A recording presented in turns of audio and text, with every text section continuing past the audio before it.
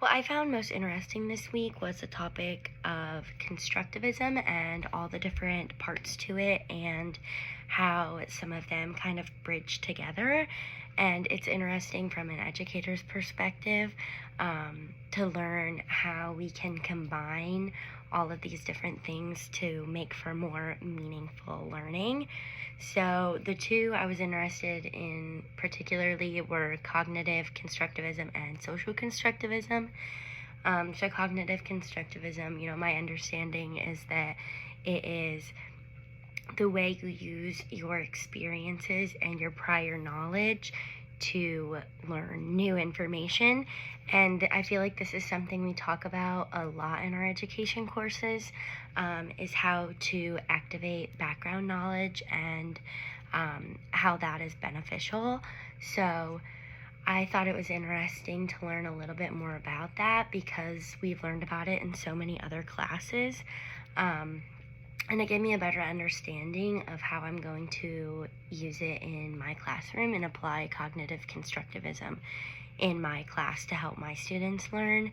So I know that using background knowledge can really help students feel more engaged in their learning. And this is not only a academic benefit, but it's also a classroom management benefit. Which is something that I feel like I haven't had a lot of practice with, and now I understand a little more. So I know that by bringing in this prior knowledge, students are going to be more interested in the lesson, which is going to help keep your classroom a little more under control. You'll know how to bring students back in by using things that they're interested in during the lesson. So if things ever get out of hand, you can, make sure that you're doing something that they're interested in, and it's more likely to keep your classroom under control and your students engaged in their learning. And I was really interested in how this bridged into social constructivism, because we know that our new learning is helped by our understandings that we already have through experience. And so social constructivism just kind of dives deeper into those experiences. Like, what exactly are the experiences that help you cognitively? So I also connected this with things I've learned in my other education courses.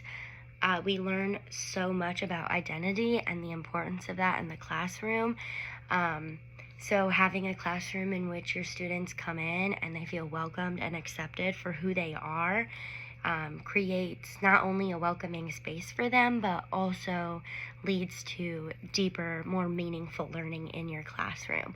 And a way to include this in the classroom is to not only allow students to bring in their identities, but also represent their identities in the classroom through a culturally responsive classroom. So, windows and mirrors in books. Students should see themselves in your books.